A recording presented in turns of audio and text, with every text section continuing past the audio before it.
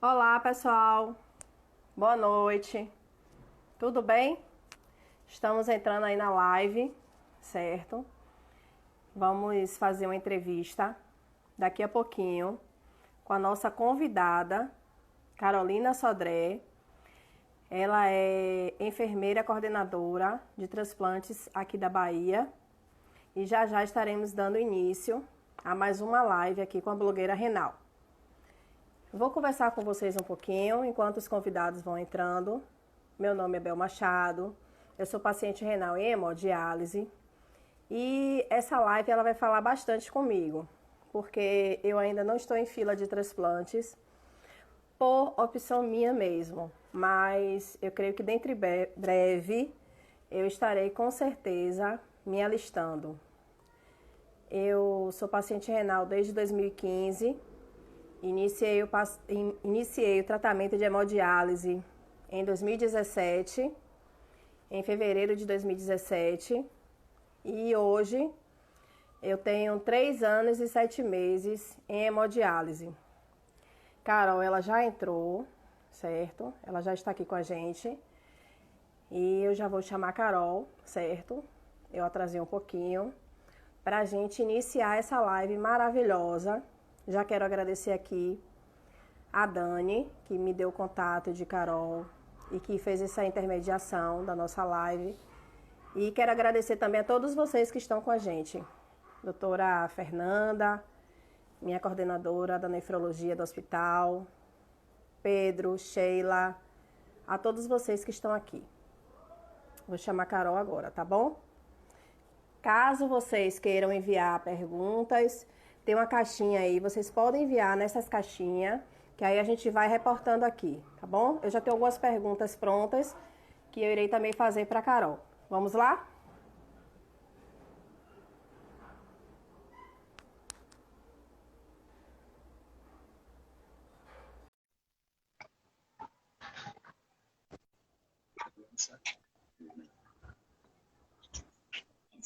Olá, Oi, Carol, boa noite, seja bem-vinda. obrigada. A minha imagem tá boa aí ou tá congelada? Não tá passando, tá assim, Ah, tá dizendo que você vai chegar, mas você ainda não chegou. pronto, é assim mesmo, daqui a pouco chega. Pronto, não se preocupe não que sua voz está ótima, eu estou te ouvindo perfeitamente, certo? E vamos Ah, que vamos. ótimo, Eu que quero te bom. agradecer, né, por essa generosidade de você estar aqui participando comigo, por ter aceito o meu convite. Me sinto muito honrada e muito grata por ter você aqui comigo. Ah, eu que agradeço o convite, é sempre um prazer, né, poder estar discutindo essa temática. É uma área que eu me dedico muito, né, que eu já atuo há 15 anos, e é o que eu gosto de fazer, é o que eu gosto de falar, então para mim é sempre um prazer, né, poder estar falando, esclarecendo dúvidas e colaborando. E E ainda mais nesse mês de setembro, aham. falar com você, né, que vive o outro lado da história, né, que é renal crônica e sabe exatamente, né, como é estar nesse lugar. Então, assim, é sempre um prazer poder estar, né, colaborando para esclarecer dúvidas de toda a população. A gente sente assim muita gratidão por você, né, por se colocar, por ter essa empatia, né, e por ser essa pessoa maravilhosa, apesar de eu ainda não conhecer pessoalmente, mas eu estou mobilizando as pessoas para fazer essa campanha junto com você no Hospital Roberto Santos. Inclusive, eu queria que você iniciasse essa campanha, essa live, falando sobre essa campanha que você vai fazer no Roberto Santos, convidando as pessoas para participar nessa doação de sangue. Ah, tá. Então, como todos sabem, né, o mês de setembro é o mês de incentivo à doação de órgãos, é o Setembro Verde. Tá? Esse mês ele foi eleito pela Associação Brasileira de Transplante de Órgãos, porque no dia 27 de setembro, que é o dia que na Igreja Católica, né, se comemora o dia dos Santos São Cosme e São Damião, é o dia 27 de setembro. E a história lendária traz de que eles eram médicos e realizaram o primeiro transplante, né, da história lendária, né, que foi o transplante de uma perna de um soldado durante uma guerra. Então, por conta disso, o Brasil elegeu setembro como Setembro Verde, e o dia 27 de setembro, que esse ano vai cair no domingo, né, é o Isso. dia D de mobilização para doação de órgãos. Então, nessa semana, né, que é a semana que antecede o dia 27, do dia 22 de janeiro, que é a próxima terça-feira, até o dia 25 de janeiro, nós vamos estar ali na área central do Hospital Roberto Santos, em frente à entrada principal do Hospital Roberto Santos, em parceria com o Hemoba, o Banco de Sangue do Hospital Roberto Santos e a Cidote do hospital e o Banco de Olhos. Então, todos nós, né, nos juntamos para poder fazer essa ação, onde as pessoas vão poder participar fazendo doação de sangue, né, até porque os estoques estão muito baixos, e a gente sabe o quanto é importante a doação de sangue, o quanto salva vidas, inclusive para o transplante. Então, é muito importante que a gente colabore com o estoque da Fundação Hemoba. E, além disso, também vai ter cadastro de doadores de medula óssea. Então, se as pessoas que estão aqui nessa live tiverem interesse, dá uma passadinha lá, de terça-feira que vem, que é dia 22, até o dia 25 de setembro, lá no Hospital Roberto Santos, o Hemóvel estará lá. Tá? Além disso, a gente vai estar fazendo interação com o público, vai ter distribuição de brindes, a Central de Transplantes vai estar com stand lá, esclarecendo dúvidas, dando informações de como se inscrever na lista de transplantes, falando da doação de órgãos. Então vai ser um evento muito legal. A gente vai fazer algumas brincadeiras, vai ser uma coisa bem lúdica. Ótimo. Eu vou estar presente, vou fazer o possível para estar presente pelo menos em um dia e levar uma equipe para fazer essa doação de sangue também. Carol, eu gostaria de fazer uma pergunta para você. O que foi que mudou, né, nos transplantes aqui na Bahia com essa pandemia? Qual foi o número que caiu? Eu sei que parou com certeza, né? Porque as UTIs foram usadas para o Covid-19 e aí ia colocar os pacientes em risco. E muitos hospitais que fazem doação de órgãos aqui em Salvador também tratou do Covid. Então eu gostaria de saber sobre você o que foi que mudou nesta pandemia e a fila, né? Se agora está continuando, se vai agora daqui para frente vai mudar alguma coisa, se esses pacientes que estão esperando aqui em Salvador, eles podem ter esperança que nesses últimos meses aí à frente, daqui para dezembro, alguma coisa mude, ou você acha que vai continuar a gente aguardando a vacina chegar? Então, aqui na Bahia, né, desde que iniciou a pandemia, no mês de março, meados de março, o nosso transplante, na verdade, ele nunca parou, né, e para chegar a zero. Nós somos um dos poucos estados onde a gente não parou nenhuma modalidade de transplante, tá? Mas houve sim uma redução. Nos primeiros meses da pandemia, né, foi abril, maio e junho, foi os meses mais críticos, tá? Porque reduziram o número de doadores e, como eu costumo dizer, né, sem doação não há transplante. A cadeia do transplante, ela inicia com a doação.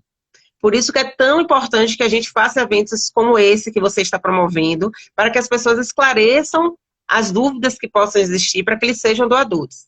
Então, como caiu muito o número de doadores, só para você ter ideia, Bel, em janeiro, a Bahia teve 25 doadores efetivos. Só no mês de janeiro, nós realizamos 63 transplantes de rim, só nos primeiros 30 dias do ano.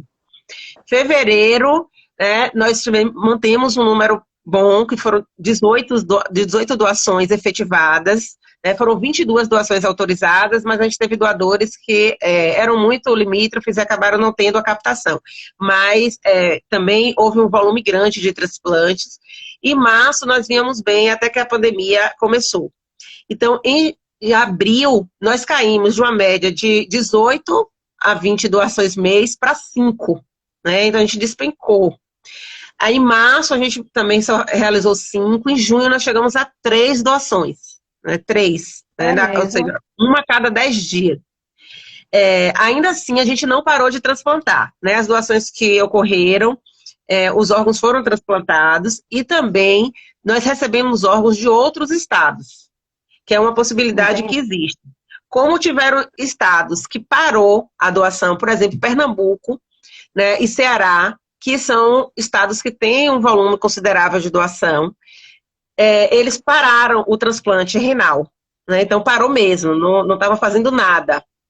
Então, o que aconteceu? Toda vez que tinha uma doação em um desses estados, não só em Pernambuco e no Ceará, mas em outros estados também, esses órgãos eles eram distribuídos para a fila nacional, que é uma distribuição que é feita pela Central Nacional lá em Brasília. Então, como a Bahia, né, o Brasil na distribuição nacional, ela é dividida por regiões, né? Existem macro-regiões. Então, todos os estados do Nordeste, eles contemplam uma única região. Então, assim, a gente teve prioridade de receber ofertas dos estados do Nordeste e também de outros estados do Brasil. Então, também houve aceite desses órgãos, né? E além das doações, dos transplantes que ocorreram com as doações da Bahia, nós tivemos os transplantes que ocorreram com as doações de outros estados. Tá? Agora, a partir de julho, nós estamos recuperando fôlego, né? Então, em junho, como eu te falei, foram 3 doações, em julho já foram 9, em agosto, 14, e agora, em setembro, inclusive neste momento agora que a gente está aqui falando, está tendo uma doação de múltiplos órgãos, em Feira de Santana. Provavelmente aí, amanhã, né, mais dois pacientes estão com fé em Deus deixando a diálise, né, porque passarão a ser transplantados. O fígado também vai ser transplantado aqui na Bahia, as córneas, né, então é uma doadora jovem. A família, mesmo, né, diante de toda a tragédia que aconteceu, teve a sensibilidade de doar. Então, assim, agora em dezembro, eu acredito que a gente possa chegar, inclusive, aos números que nós tivemos em janeiro, né? Porque a gente está indo bem, nós já tivemos bastantes doadores esse mês. Carol, nossos telespectadores, eles estão querendo ver você. Pois você acha melhor eu sair e voltar? Para ver se... Eu acho, porque aí o pessoal vai interagir mais, o pessoal quer ver seu rosto, tá aqui me falando. Pronto. Cadê Carol? Cadê Carol? Eu quero ver Carol. Eu vou ver agora, acho que tem até perguntas aí, depois você vai olhando, Bel.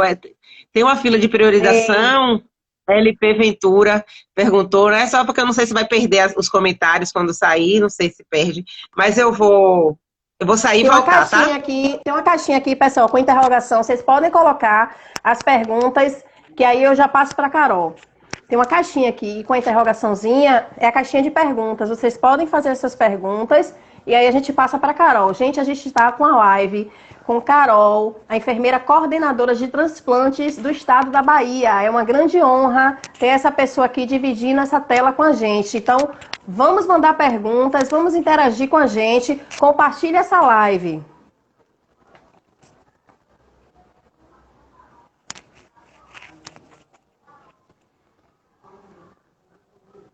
Carol vai entrar. Bora, Carol. Aparece, Carol. Ei! Seja bem-vinda, Carol, mais uma vez. Obrigada. Então, Carol, vamos continuando. Vamos. Tem uma caixinha de pergunta aqui que eu coloquei, só que a caixinha está zerada. Ninguém mandou pergunta nenhuma, mas eu tenho várias perguntas para te fazer. Como é que um paciente pode ir para essa lista de prioridade? Então, todos os órgãos, né, não só o transplante renal, todos os órgãos na legislação, existe uma portaria, que é a portaria 004 de 2017, tá? Essa é a portaria mais atual, e lá ela contempla todas as formas de priorização para transplante. Então, como o nosso foco aqui é mais o transplante renal, eu vou me ater mais a ele, tá? Então, assim, no transplante renal, existe apenas uma forma de priorizar o paciente, que é quando o paciente perde a condição de acesso para a diálise, tá? Uhum. Então, como a doença renal crônica, ela é uma doença que ela não mata o paciente, como, por exemplo, a insuficiência cardíaca. Se o paciente perde a função do coração, né, ele vai morrer se ele não transplanta, porque não tem uma máquina que faça a substituição, uma insuficiência hepática, mas no rim tem. Então, por isso, o rim tem um volume menor de critérios para urgência, tá? E o maior critério, o principal critério é esse daí, tá? Quando o paciente ele tem falência de acesso. Então, ele não tem mais como pulsionar acesso, ele não tem mais peritônio. Então, o nefrologista responsável por esse paciente, né, ele precisa seguir o que está na legislação. Existe um formulário específico que o nefrologista preenche, tá? Precisa ser realizados exames, né? O paciente vai passar por avaliação com vascular, e aí, se for de fato confirmado de que o paciente não está em falência de acesso, o nefrologista responsável vai informar para a central de transplantes, vai enviar relatórios, vai, né, ter uma série de documentos que precisam ser enviados. Lá na central, nós temos, né, uma comissão que avalia esses pedidos, né, a nossa coordenadora geral, que é a doutora Rita de Cássia, que é nefrologista também, a gente tem outros profissionais, e nós vamos avaliar. Kátia, que é a nossa assistente social também, que ela faz a primeira avaliação, que é para ver se a documentação está atendendo ao que está em portaria, né, a parte administrativa mesmo, burocrática, e depois a gente faz a avaliação técnica mesmo. Se o paciente preenche os critérios, nós da central, né, geralmente a coordenação, que é a única que tem uma senha que dá essa possibilidade, a gente lá da coordenação vai e lança no sistema a prioridade desse paciente. O que acontece com o paciente priorizado? O paciente priorizado, ele sempre vai encabeçar a lista. Então, sempre que eu tiver uma doação, esse paciente vai encabeçar a lista porque ele é priorizado. Porém, isso não quer dizer que ele vai receber o rim. Por quê? Porque eu preciso fazer toda a parte da compatibilidade, né? O cross-match. Então, tem que ter a compatibilidade imunológica. Por isso, é diferente. Na fila do fígado, por exemplo, o paciente que está na prioridade do fígado, lá na urgência, quando ele aparece, ele vai encabeçar a lista, ou seja, ele vai ser o primeiro. Se eu tiver mais de um paciente na urgência, aí ele vai seguir na lista de urgência, né? O primeiro, o segundo. Mas o órgão vai ser dele. Porque ele não precisa de uma compatibilidade, mas no rim precisa ter essa compatibilidade. Então, por isso, às vezes, o paciente fica como o primeiro da lista, e mesmo ele sendo o primeiro, pode ocorrer dele não ser o paciente contemplado. Entendi. Exatamente, porque ele pode não ser. Eu já tive aqui na Bahia pacientes, sempre que um paciente é contemplado por transplante, eu tenho muito essa curiosidade de olhar quanto tempo ele tem na fila. Então, é uma coisa que sempre me chamou a atenção. Então, eu sempre vou lá no ranking e olho quando é que esse paciente entrou na fila. Então, assim, eu já tive paciente que... a nossa média hoje, que o sistema traz pra gente, no transplante renal, é de 11 meses, né? Isso é uma média. Mas eu tenho pacientes que foram transplantados com 1 mês de lista, né? E a gente tem pacientes que foram transplantados com 5 anos de lista.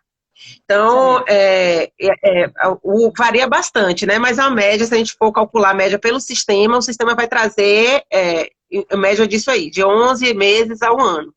Eu tenho uma pergunta aqui de um amigo de hemodiálise de turma, Didi. Sim. Ele colocou aqui, ó, quem já transplantou e não deu certo, e tem dificuldade com acesso, pode ir para a fila de prioridade? Pode, né? É essa pessoa justamente que vai para a fila de prioridade, não é isso? Isso. Agora, é necessário, como eu falei, ter toda aquela avaliação, né, do vascular, os exames tem que comprovar. Porque, assim, o programa de transplante é um programa muito seguro, muito transparente, né? Então, precisa existir critérios. Porque senão todo mundo ia chegar lá e dizer assim, eu sou prioridade, e ia virar uma bagunça. Né? Então, assim, a gente segue o que está descrito na legislação. Não é Carol, não é a doutora Rita, não é a doutora Fernanda, doutor Ricardo, que está aí, doutor Túlio, que vai determinar qual será o critério. O critério está na legislação, lá disponível para qualquer um que queira consultar. Tá? Então, por isso, a equipe médica ela tem que seguir rigorosamente esse pedido. Mas se o paciente preenche todos os critérios, se ele fez uma avaliação com o vascular já determinou que não tem como fazer acesso, se o nefro já viu que o paciente não tem condição de dialisar, fazer peritoneal, então ele vai encaminhar a documentação e ele vai entrar na prioridade. Isso mesmo que ele colocou aqui, ó. Ele colocou uma pergunta abaixo, né, Didi? Ele colocou assim, mas tem que fazer a peritoneal para entrar na fila de prioridade? No caso, o paciente já está com os acessos limitados, já perdeu um transplante, não deu certo. Ele precisa ir para a fila de prioridade ou ele pode se manter na hemodiálise e ir para essa fila de prioridade? Não, ele vai, mesmo entrando na fila, ele vai ter que manter na diálise, né? Porque, como eu falei, ele não vai transplantar de imediato só porque ele ficou priorizado. Isso pode acontecer? Pode. Né? Eu já vi pacientes, até a dona Nery mesmo, teve uma paciente que ela entrou como priorizada e em questão de dias houve uma doação e ela foi compatível, ela transplantou. Né? A gente teve uma recente que transplantou com quem que veio de fora, veio do Rio Grande do Norte até. Né? Porque quando o paciente é priorizado, ele tem prioridade para receber um órgão de qualquer estado do Brasil. Tá? Entendi. Agora, claro, a gente não tem paciente priorizado só na Bahia, a gente tem priorizado no Brasil todo. E Então, essa lista de sim. prioridade, quando vocês visualizam uma lista de prioridade, vocês colocam em pauta todo o Brasil ou vocês só olham Salvador, Bahia, a nível Bahia? Não. Não, é assim, a distribuição do órgão, ela é regionalizada. Né? Quando o paciente entra na fila, né, por exemplo, Didi, que está fazendo a pergunta. Quando o Didi foi listado, ele foi listado em uma lista nacional. A lista é única nacional. Porém, a distribuição do órgão, ela é regionalizada. Então, como é isso, Carol? Todas as doações que ocorrem no estado da Bahia, primeiro vai ter uma distribuição apenas para o grupo dos pacientes que pertencem ao estado da Bahia. Entendi. Se tiver uma doação lá no Pará, vai primeiro ser priorizado o paciente do Pará. Exato. Aí, se por acaso não tiver aceite no estado, independente do motivo, eu não tenho um paciente compatível, ou o órgão é muito limítrofe, eu não vou aceitar. Enfim, pode o motivo que for. Vamos supor que o órgão não foi aceito aqui. Então, na central, né? A pessoa que estiver de plantão na central vai informar a central de transplantes, que é a Central Nacional de Transplantes, que fica lá em Brasília. Aí, esta central lá de Brasília é que vai cancelar a lista que eu gerei aqui na Bahia, porque eu já informei a ela que o órgão foi ofertado aqui, mas não teve aceite, né? E aí ela gera uma nova lista lá, onde tem paciente de todos os estados do Brasil. Entendi. A mesma coisa acontece, como eu falei, durante a pandemia. Quando Pernambuco teve uma doação e não teve como transplantar no estado de Pernambuco, que era a prioridade deles, eles informaram essa central.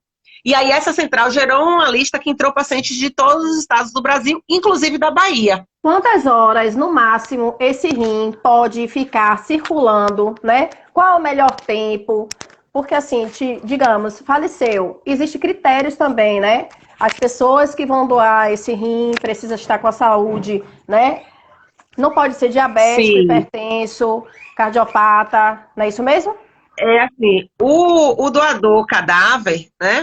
Ele precisa estar em morte cefálica, né? Ele tem que ter a morte cefálica diagnosticada. E qual é aquele doador que a gente diz ideal? Que se a gente pudesse, todos os doadores seriam dessa forma. O paciente jovem, que a causa da morte foi um TCE, que não tem nenhuma doença prévia, ele não é hipertenso, não é diabético, não é cardiopata. Esse aí seria o doador que não tem infecção. Esse é o que a gente chama do doador ideal. Só que esse doador, ele está cada vez mais escasso. Por quê? Porque a expectativa de vida da população aumentou, né? Hoje a gente envelhece mais, né? A gente acaba morrendo mais tarde. Então, o que acontece hoje, por exemplo, isso não é uma questão da Bahia. No Brasil, a principal causa de morte cefálica, há mais de 5 anos, deixou de ser o traumatismo crânioencefálico e passou a ser o AVC, tá? Mas não quer dizer que o doador que teve AVC e que era hipertenso, ele vai ter um rim que não vai servir para o transplante. Vai servir, né? Lógico que a equipe faz uma avaliação. Né? Por exemplo, a gente tem equipes aqui que aceitam doadores com mais de 70 anos. Mas claro que ela não vai pegar um rim de 70 anos e implantar no jovem de 21. Então, assim, tudo tem que ser muito bem avaliado, né? Tem que casar. E, assim, eu posso garantir a vocês que nós temos aqui na Bahia profissionais muito bons, muito responsáveis, de uma competência, né, assim, muito boa, com excelente formação, e que eu vejo o quanto esses profissionais, né, têm cuidado com vocês que estão na fila. Né, que liga, que discute o caso, que diz, não, Carol, eu quero um novo exame, providencia a creatinina de agora, eu não quero a creatinina de ontem, eu quero a creatinina de agora, né, eu quero isso. E a gente vê o cuidado, né, o carinho e a competência, né, de todos esses profissionais aqui. Você chegou em uma pergunta que eu quero fazer, que essa pergunta é de Vitória. Vitória é paciente renal transplantada, ela foi para São Paulo e a mãe dela fez essa doação para ela. Vitória perguntou aqui, ó, por que Salvador ainda não tem um hospital especializado em transplantes? Por que, por que a gente recorre tanto a Curitiba, São Paulo? Por que a gente recorre a esses hospitais? Na verdade, você ter até um hospital específico para transplante é importante, mas o mais importante é você ter órgão para transplantar. Então, assim, não adianta você ter, há 10 anos atrás se teve uma proposta dessa, mas não adiantava eu ter um hospital exclusivo para transplante se eu não tinha o que transplantar. Porque, como eu falei, eu preciso primeiro ter o doador.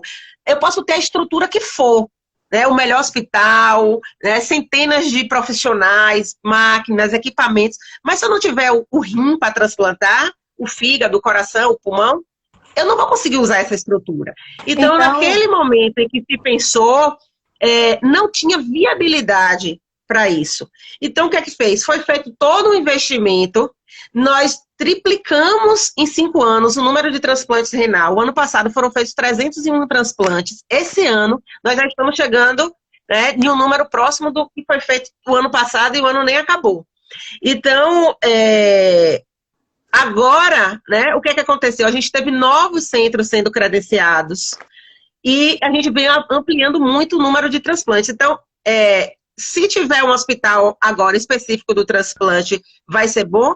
Com certeza, mas o que eu queria tranquilizar um pouco vocês é que porque as pessoas se guiam muito, né, por São Paulo, que é o Hospital do Rim, é o hospital que mais a gente ouve falar, né, mas se vocês perceberem, a gente teve uma redução enorme de pedidos de TFD e a gente teve um trabalho, tem tido uma questão inversa, a gente tem tido pacientes que estão vindo embora, né, que estavam, eu tenho uma paciente mesmo, que esse é porque é um caso que veio na minha cabeça, mas existem outros, que ela estava há 3 anos listada em São Paulo, e aí ela pediu transferência e veio embora para a Bahia.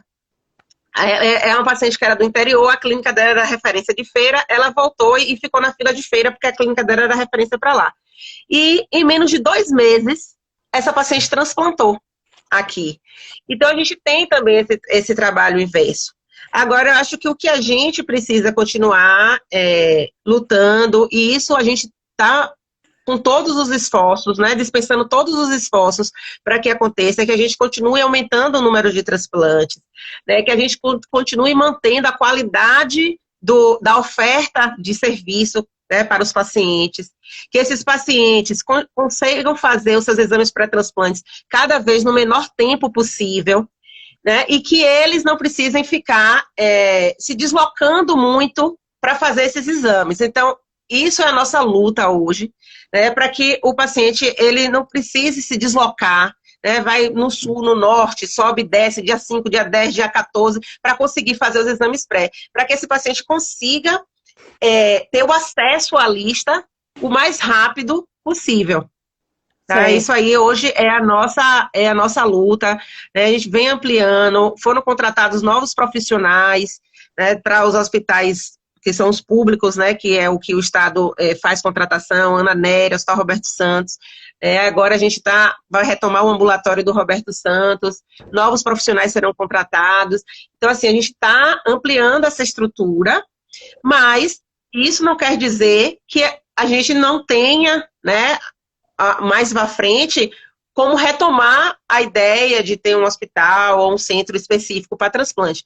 Mas até que chegue nessa estrutura, a gente vem fazendo o alicerce da casa, né? Que é investindo nas doações, capacitando novos profissionais, porque isso também é muito importante, né? Ampliar, porque vai chegar um momento que os profissionais vão cansar, né? Vai chegar um momento onde eles não vão mais transplantar, e a gente precisa deixar uma equipe nova chegando com expertise, oferecendo um trabalho de qualidade. Então, assim, todo um trabalho de base vem sendo feito, porque até chegar no transplante, a gente percorre, né, um longo caminho.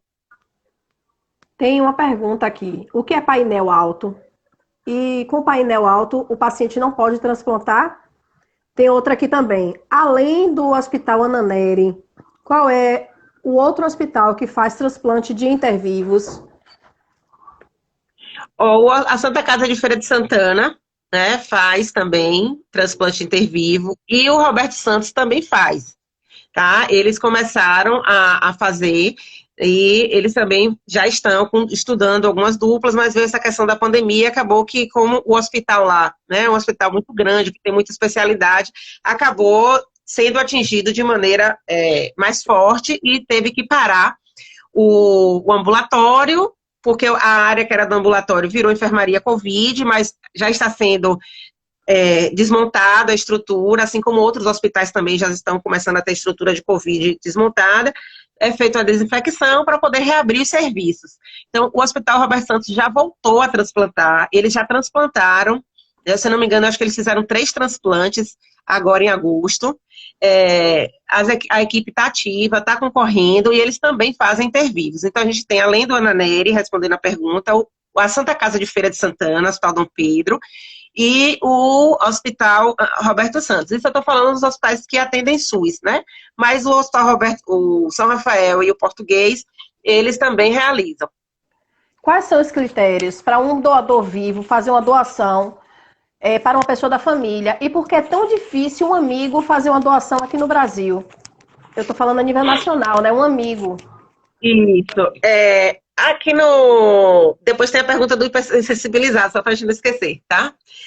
A doação interviva, ela também tem critérios descritos na legislação.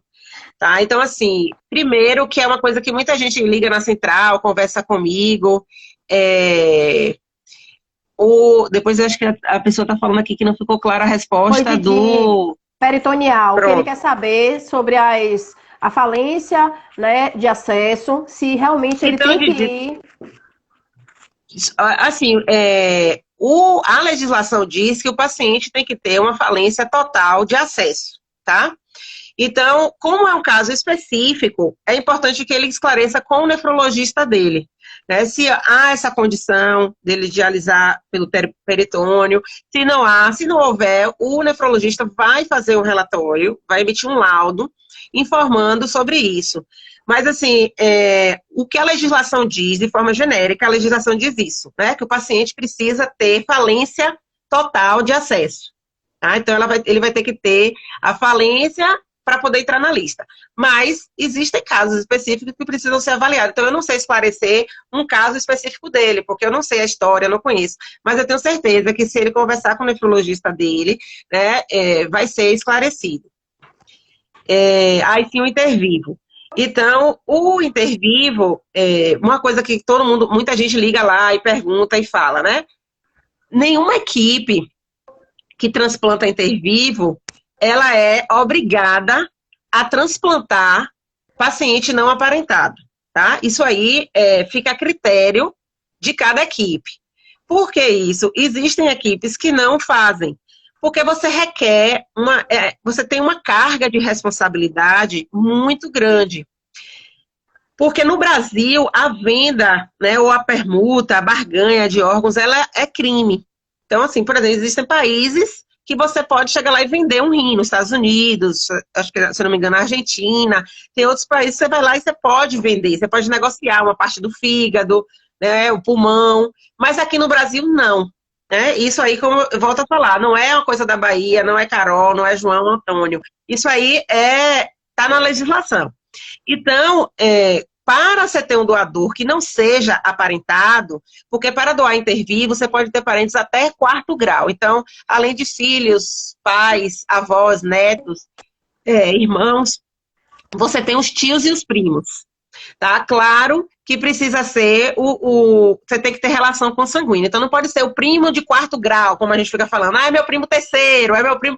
Primeiro que não existe primo terceiro, primo segundo. Existe primo, que é o filho do meu tio. Né? Esse é o primo. Então, aí o meu pai tem uma irmã. Passar disso já é conhecido.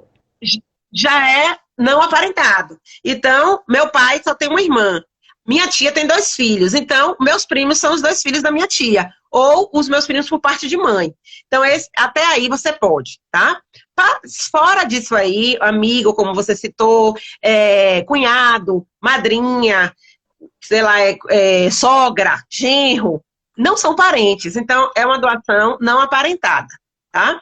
Então, para isso, além da indicação clínica, né, ou seja, do paciente ser compatível, de ter toda a saúde dentro dos critérios, precisa que a equipe esteja segura de fazer esse transplante, ou seja, quando eu digo segura no sentido legal, de que não está tendo barganha, que aquela pessoa que vai doar não vai receber nada em troca por essa doação.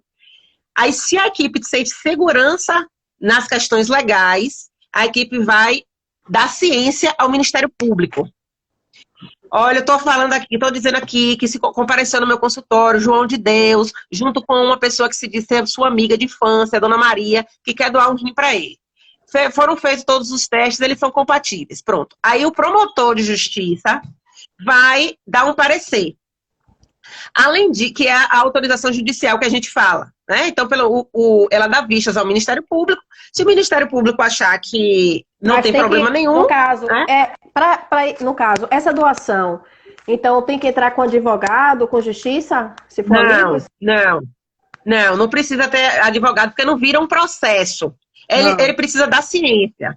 Além disso, o hospital precisa também submeter ao comitê de ética do hospital. Todo hospital tem um comitê de ética formado. Se ele não tiver, ele tem um comitê que ele referencia.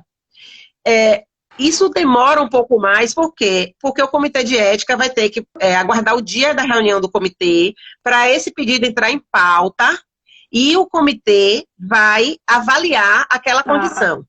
Entendi. Então, se você já tem o aval da equipe, o aval do comitê, o Ministério Público tomou ciência, aí você parte para a central de transplantes. Aí a central de transplantes também vai dar um aval. Quanto tempo Demora quanto tempo? Isso não tem um tempo específico, porque eu dependo do tempo de todos esses locais olharem. Então, pode demorar 3 meses, 4 meses, 2 meses. Depende muito de como tiver o fluxo nesses locais que vão passar. Por exemplo, lá na central é rápido. Por quê? Entendi. Porque eu não tenho uma demanda grande para fazer isso. Mas eu não sei quanto tempo o Ministério Público vai dar resposta, em quanto tempo o Comitê de Ética vai dar resposta. Então, varia bastante, de caso a caso. Tá? Entendi. Mas o doador aparentado não precisa disso, só para as pessoas terem clareza, né? O aparentado, você precisa ter apenas a condição clínica ideal, né? Lógico que o paciente vai passar por uma avaliação, tanto doador como o receptor, né? Psicológica, social, porque, gente, a gente tem casos de pessoas que elas foram compatíveis, mas elas não estavam se sentindo seguras para doar. Eu tenho um caso mesmo que foi até do rim, né? Ou do fígado, foi com a criança. Carol, e aí era pra... Oi. Rapidinho. Eu sou uma pessoa. Eu sou essa pessoa aí que você tá falando. Porque assim, eu ainda não estou em fila de transplante. Então, eu disse, essa live vai falar muito comigo. Eu tô toda vermelha aqui. Porque eu ainda não estou em fila de transplante, por opção minha mesmo. São 3 anos e 7 meses de hemodiálise e eu ainda não me sinto segura em ir para a fila de transplante. Não me sinto segura ainda. E assim, durante esse período, né, durante esse tempo agora, a gente muda e muda muito, né? Porque a nossa cabeça vai evoluindo e a gente muda a opinião e tal. E assim, na realidade, eu já estou iniciando o processo de aceitação do transplante. Entendeu? Então essa live praticamente não é nem para essas pessoas que estão assistindo, mas tá falando muito comigo, sabe? Muito. E eu queria te fazer uma pergunta.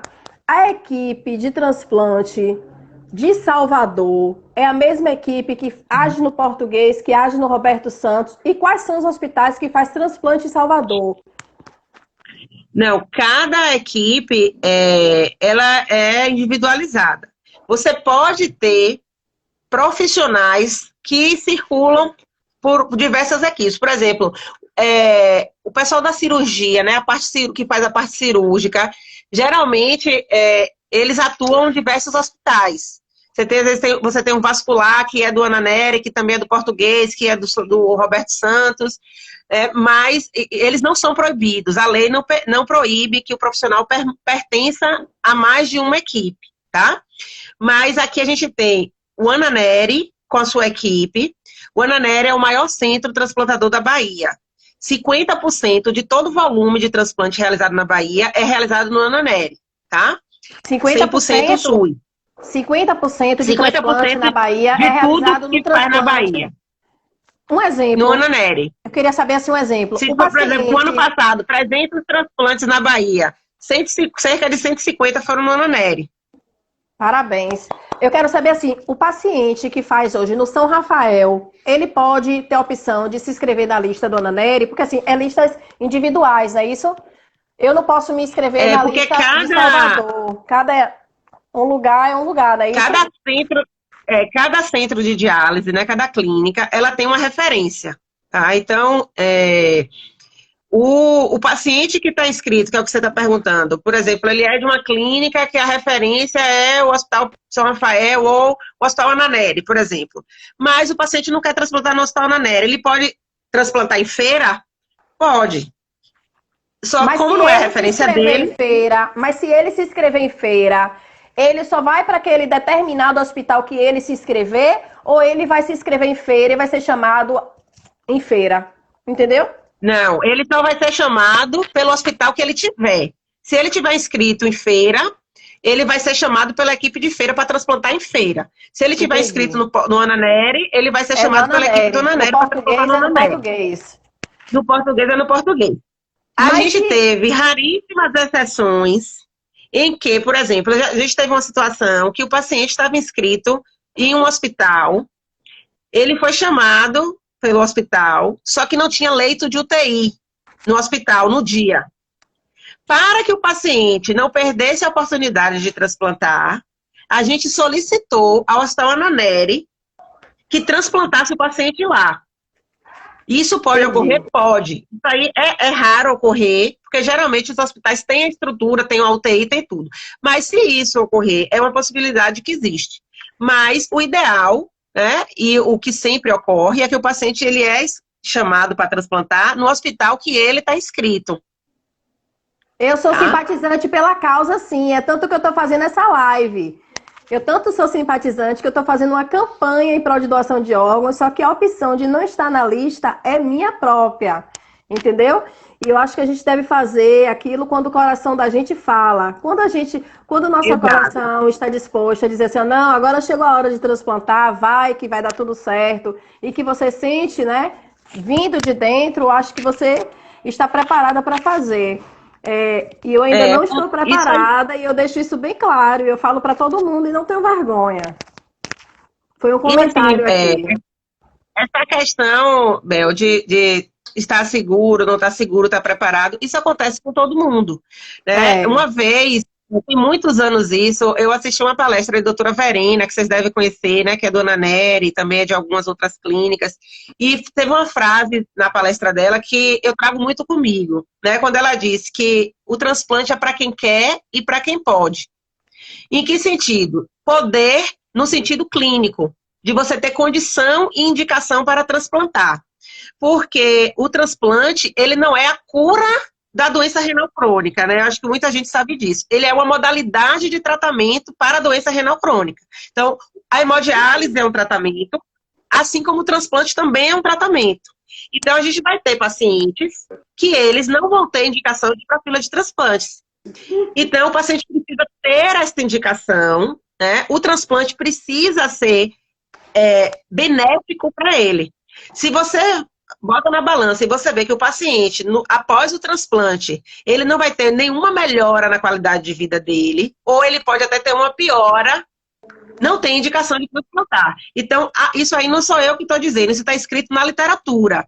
Só cerca de 40% a 50% dos renais crônicos tem indicação de transplantar, tá? A outra parcela, a indicação é manter a diálise. É tanto, Carol, que são mais de 100 mil, são mais de 100 mil pacientes em hemodiálise e 40 mil à espera de um transplante. Esses dados aí já diz tudo. Entendeu? Eu fiz um texto hoje falando sobre isso. Exatamente. E você tem outra questão que o paciente ele precisa querer, né? Com Você precisa estar certeza. seguro, você precisa estar à vontade para isso. Lógico que, como você falou, quanto mais a gente esclarece as dúvidas, quanto mais a gente vê, né, os resultados positivos, Isso. porque, gente, o resultado negativo vai acontecer? Vai, Vai. infelizmente. Sempre não vai parar, não é uma coisa de agora e não vai parar de acontecer. E, infelizmente, não só no transplante renal, como em qualquer tipo de transplante, tá? Assim como em qualquer procedimento. Quantas vezes a gente vai, né, o paciente, por exemplo, um paciente oncológico, ele usa a melhor químio, vai para os melhores locais que tem rádio, tem os melhores oncologistas e ele morre, né? Então, todo tratamento, né, tem uma chance de não dar certo. Tem Mas uma. a gente trabalha para que dê certo. A gente Isso queria que mesmo. todos os transplantes fossem com sucesso, que todos os órgãos, todos os enxertos durassem anos e anos e acompanhasse até o final da vida. Mas isso não é da Bahia, isso acontece com quem transplanta em São Paulo, com quem transplanta no Sul, com quem transplanta no Pernambuco, no Ceará, nos Estados Unidos, porque isso é previsto que aconteça. Mas claro que a gente quer. Então o paciente precisa se sentir, ele tem que desejar transplantar, né? Ele precisa ter o desejo, ele precisa querer. Né? Então, é por isso justamente que o paciente, para entrar na fila, ele faz avaliação não só médica, mas com a enfermagem, com o serviço social, com a psicóloga. Cada profissional desse tem o mesmo grau de importância. A avaliação da Tem. psicóloga é tão importante quanto a avaliação do nefrologista. A avaliação do assistente social é tão importante quanto a avaliação do anestesista. Então, todos os profissionais por isso que é obrigatório passar por todos, porque há uma importância muito grande. E por isso que durante essas consultas é que o paciente vai ver se de fato é aquele momento para ele. Eu já tive pacientes que estavam na fila e na hora que foram chamados para transplantar, eles não quiseram. Isso já aconteceu. Então, por isso que fique muito à vontade com isso. Assim como você tem diversos outros pacientes que têm a condição, né? Ou seja, a indicação de ir para a lista, mas que ainda não se sentiram à vontade para isso. Né? Mas eu Olha, acho que o tem, importante é a gente ajudar, né, aqueles que já decidiram por estar na lista. tem uma mãe aqui chamada Luciana Noivo. Ela disse aqui, ó, minha filha Camila ficou vários anos sem querer transplantar, tanto que no primeiro transplante, que foi de doador vivo, quanto no segundo, que foi de doador cadáver. Eu conheço a filha dela, é Camilinha, ela está aqui na sala também. Eu conheço a É Luciana, a Camila Camilinha, da assim, a gente. Caras? Da Caras de Isso, hoje? blog cara de hoje Conheço, é minha é amiga. exato, são pessoas maravilhosas, né, que lutam muito pela causa, né, da doação, do transplante, assim como diversos outros pacientes, né, que também nos procuram na central, que dão entrevistas, né, que estão sempre disponíveis nas nossas campanhas. Então, assim, eu acho que a gente tem que falar, né, da importância da doação para que a população se sinta, né, segura para doar. Né? A população veja que, de fato, o transplante traz benefícios para quem recebe, que existem pessoas que estão numa fila aguardando, que isso é real. Né? Tem uma Carol, transplantada de coração que chama Patrícia, que ela diz todo dia que ninguém consegue identificar um transplantado na rua, né? Tipo assim, aquele cara ali é transplantado. Então, a gente fica imaginando que o transplante é uma coisa muito distante, quando a gente sabe que não é. Por isso que a gente precisa falar sobre a importância da doação. Pode falar. Carol, eu queria que você deixasse uma mensagem para todas as pessoas. Tem muitas pessoas aqui na live que não são renais, tem muitas pessoas que têm família que são renais, e tem muitas pessoas que nem sabem o que é ser renal porque não tem família, são amigos meus que estão na live. Aí eu gostaria que você deixasse uma mensagem para essas pessoas sobre o sim, né? O que o sim de uma pessoa pode trazer para outras pessoas. E também para essas pessoas que estão na fila há anos, que estão desesperançosas, que estão desacreditadas. Deixa uma mensagem para essas pessoas nesse Setembro Verde. Pronto. Eu sei que já está chegando ao fim. Antes de deixar a mensagem, eu vou só responder a pergunta do hipersensibilizado, que eu acho que foi a única que a gente não respondeu, né? Que ele perguntou. Então, assim, o hipersensibilizado, ele pode transplantar sim, Só que precisa que os médicos, cada vez que tem um paciente na fila, eles precisam avaliar, né, o grau de hipersensibilidade. É o paciente que ele reage, ele tem muitos anticorpos e ele reage muito com os doadores. Isso quer dizer que ele tem uma chance maior, né, de ter uma rejeição hiperaguda, uma rejeição imediata ao transplante. Então, por isso que a equipe de nefrologistas, eles são muito cuidadosos com isso. E junto com os profissionais do laboratório de imunogenética, eles fazem uma discussão do painel do paciente, pega esse painel, discute, e se o paciente, mesmo sendo hipersensibilizado, ele tem um painel, né, que dá chances a ele de ter sucesso nesse transplante, ele vai ter transplantado. A gente já teve muitos casos de hipersensibilizados que transplantaram. Mas se ele não tiver, ele não vai transplantar, tá? Inclusive, a gente tem muito paciente que está em São Paulo, que é hipersensibilizado, que está há 3, 4, 5 anos e que nunca conseguiram transplantar, mesmo no lugar onde mais tem doação de órgãos. Então, assim, isso pode ocorrer. Então, o hipersensibilidade não é que ele não transplanta, ele vai demorar mais, porque ele precisa encontrar um doador que oferte uma segurança maior para o sucesso do transplante dele, tá? E aí a mensagem que eu quero dizer a vocês, né, que vocês saibam que doar, né, é um gesto de amor, né, que quando você diz um sim, você salva vidas, né, no mínimo 2 pessoas vão sair da diálise, porque tem gente que não sabe, mas vai um rim para cada paciente, não recebe 2 rins. Então, são 2 pacientes que deixam a diálise, né, e que melhoram muito a sua qualidade de vida, porque o paciente ele acaba tendo uma liberdade maior. Tá?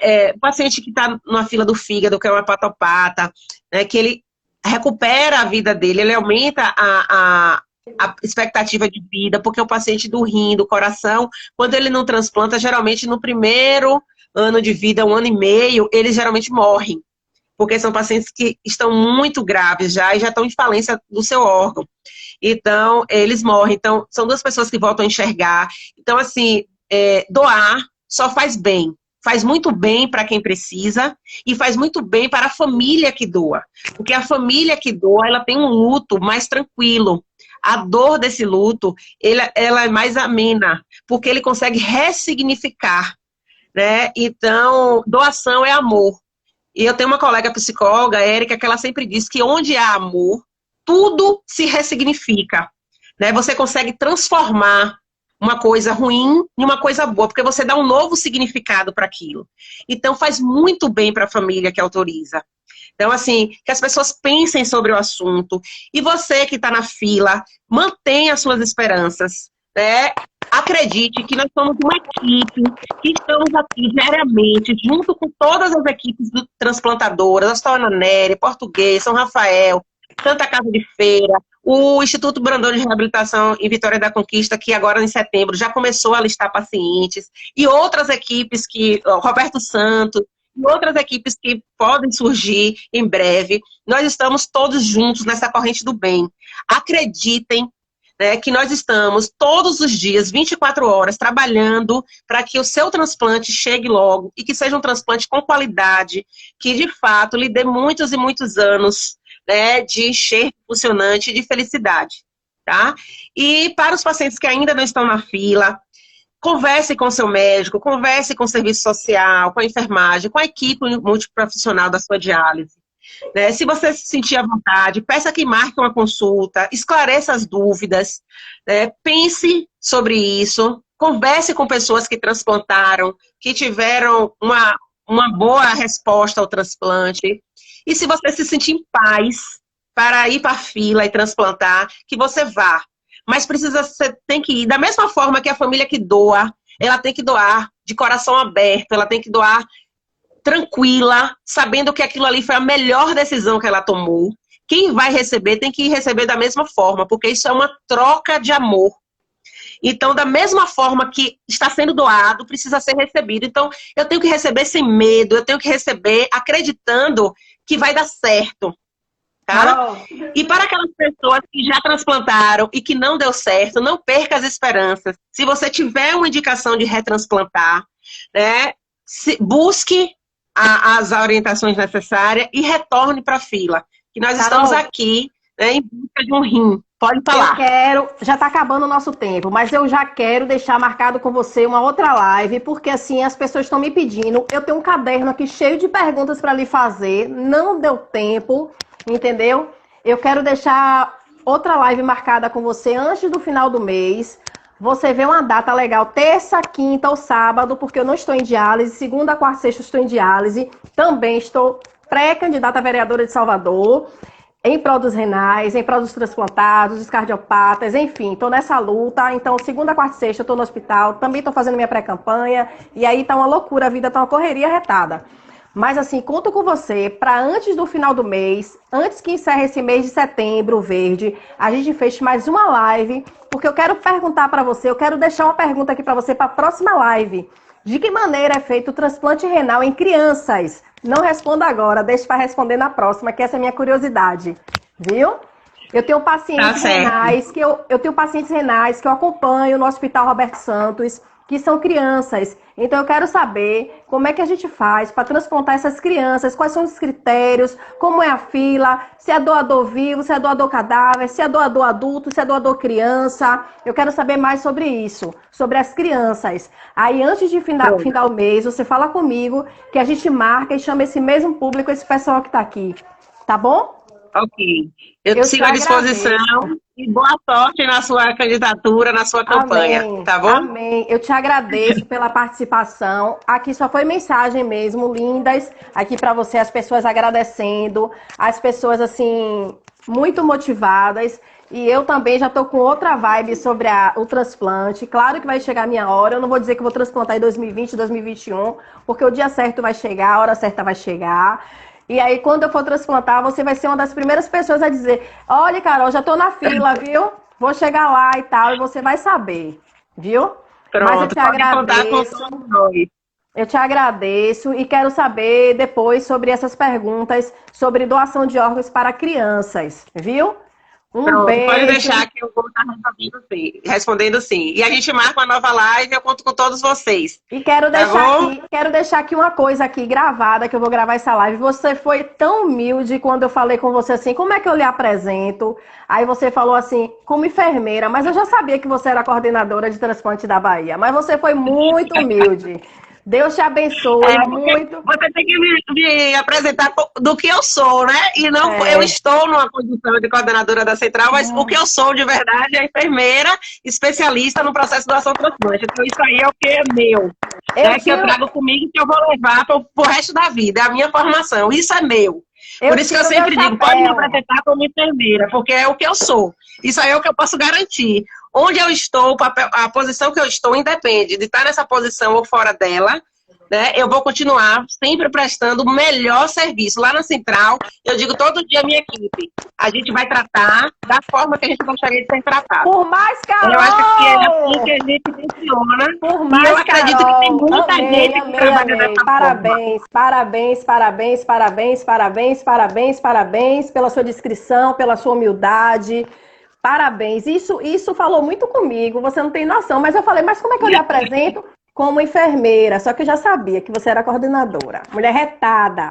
Obrigada, Deus te Tá bom, abençoe. Obrigada a então. todos que Beijo. participaram, a todos que nos acompanharam. Viu? Boa noite para vocês. Fiquem com Deus. Essa live vai ser salva agora. Tchau, Beijo. tchau. Boa noite. Boa noite. Lembra disso?